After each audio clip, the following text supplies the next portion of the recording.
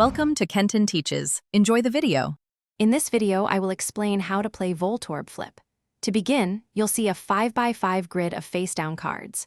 Your main objective is to reveal all the coin cards, which are worth 1, 2, or 3 points, without hitting any Voltorbs. Flipping a Voltorb card will instantly end your current game, so careful deduction is key to success. Each level requires you to collect a certain number of coins to advance. Look closely at the numbers displayed at the end of each row and column. These are your most important hints. The top number tells you the sum of all the coin points hidden within that specific row or column. Below that, the second number reveals exactly how many Voltorb cards are located in that same line. Use these two pieces of information to narrow down your choices.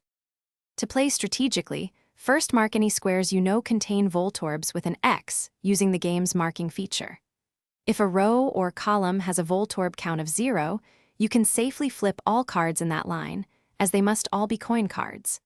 Conversely, if a line has a high point total and a low Voltorb count, it's a good candidate for finding valuable coin cards early on.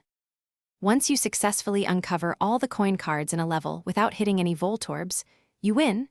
Your accumulated coins are then added to your total. Winning also advances you to the next level, where the grids become progressively more difficult with more Voltorbs and higher point values. However, the rewards for winning at higher levels are also significantly greater, offering more coins for your efforts.